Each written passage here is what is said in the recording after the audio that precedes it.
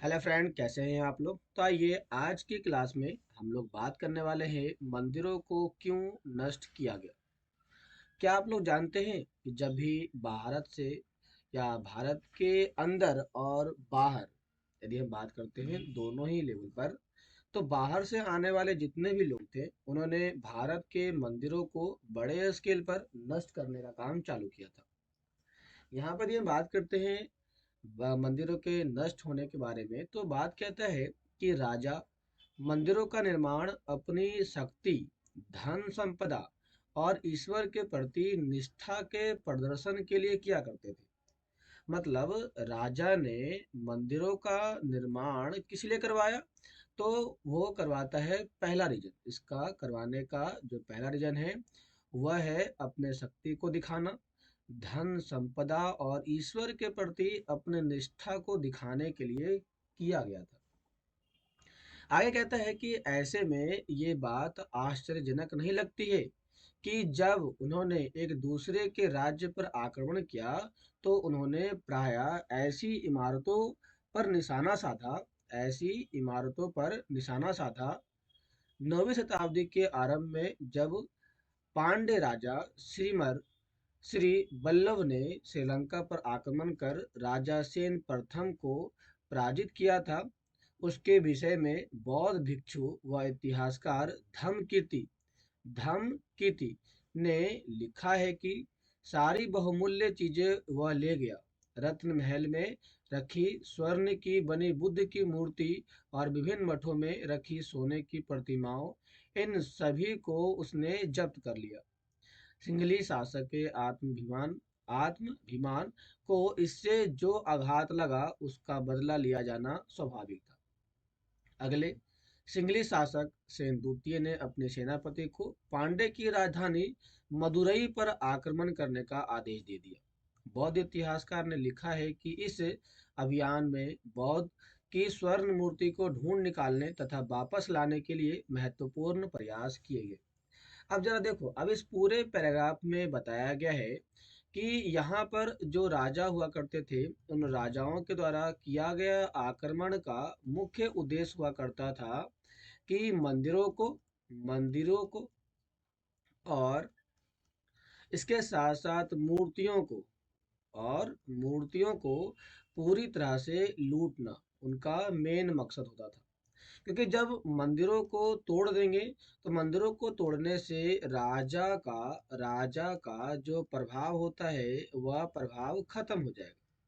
और जब राजा का प्रभाव खत्म हो जाएगा तो राजा के ऊपर जो राजा के प्रभाव होता है वह जनता में खत्म हो जाएगा और जनता इनके खिलाफ विद्रोह कर देगी और विद्रोह के माध्यम से ये उनके राज्य के ऊपर अपना शासन स्थापित कर लेंगे।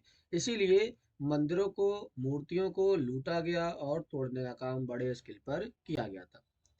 इसी तरह 11वीं शताब्दी के आरंभ में जब चोल राजा प्रथम ने अपनी राजधानी में शिव मंदिर का निर्माण करवाया था तो उसने पराजित शासकों से जब्त की गई उत्कृष्ट प्रतिमाओं से इसे भर दिया। मतलब जब उसने आक्रमण किया तो जितने भी यहाँ पर मूर्तियां थी सभी को लेकर के आया और अपने जितने भी आ, घर था, जितने भी शासकों के जो क्षेत्र थे उनको उसने मूर्तियों से भर दिया। एक अधूरी सूची में निम्न चीजों सम्मिलित थी, जैसे कि चालुक्य से प्राप्त एक सूर्यपीठ का एक गणेश मूर्ति, दुर्गा की कई मूर्तियां, पूर्वी चालुक्य से प्राप्त नंदी मूर्ति, उड़ीसा से कलिंगों से प्राप्त भैरव और भैरवी की एक प्रतिमा तथा बंगाल के पालों से प्राप्त काली मूर्ति। ऐसे मूर्तियों को यहाँ पर बड़े स्केल पर क्या किया गया, तो उसे स्थापित किया गया और लूटने का काम बड़े स्केल पर देखने को मिल जाता है।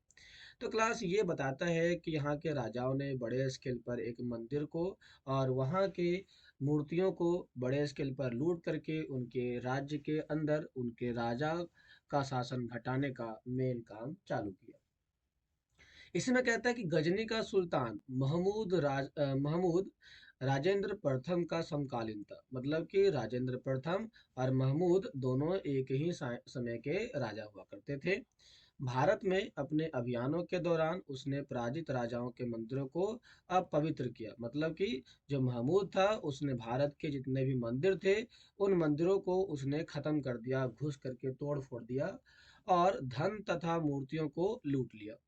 उस समय सुल्तान महमूद कोई बहुत महत्वपूर्ण शासक नहीं था, लेकिन मंदिरों को नष्ट करके, खास तौर से सोमनाथ का मंदिर, उसने एक महान इस्लामिक योद्धा के रूप में श्रेय प्राप्त करने का प्रयास किया। मतलब कि भारत के जितने भी महत्वपूर्ण महत्वपूर्ण मंदिर हुआ करते थे उन मंदिरों को उसने तोड़ करके इस्लाम धर्म के कृति को और बढ़ावा देने का काम चालू किया। मध्ययुगीन राजनीतिक संस्कृति में ज्यादातर शासक अपने राजनीतिक बल और सैनिक सफलता का प्रदर्शन पराजित शासकों के उपासना स्थलों पर आक्रमण करके और लूट करके इसे करने का प्रयास किया करते थे। कहता है कि राजेंद्र प्रथम तथा महमूद गजनवी की नीतियां किन रूपों में समकालीन समय की देन है और किन रूपों में यह एक दूसरों से अलग है। मतलब ये हुआ कि इनके राजेंद्र के समय में जितने भी लोग आए थे मुस्लिम शासक, जैसे कि महमूद गजनवी भी आया था, उसके द्वारा जो नीतियां अपनाई गई थी वो नीतियां थी विस्तारवादी नीतियां थी। क्या थी? विस्तारवादी। विस्तारवादी का मतलब होता है अपने क्षेत्र को बड़ा करते जाना, बड़ा करते जाना, बड़ा करते जाना और उनके राज्य में पाए जाने वाले धन संपदा मूर्तियों को लूट लेना, ये इनकी विशेषताएं थी। लेकिन कैसे अलग था? तो इनकी अलग इस प्रकार से थी कि ये अपने धर्म को दूसरे धर्म से श्रेष्ठ माना करते थे और ये अपने राज्य को दूसरे राज्य के शासन के ऊपर स्थापित करने की बात चालू करते थे। इसीलिए इन लोगों ने बड़े स्केल पर इनको स्थापित करने का काम चालू किया। क्लास ठीक है यहाँ तक?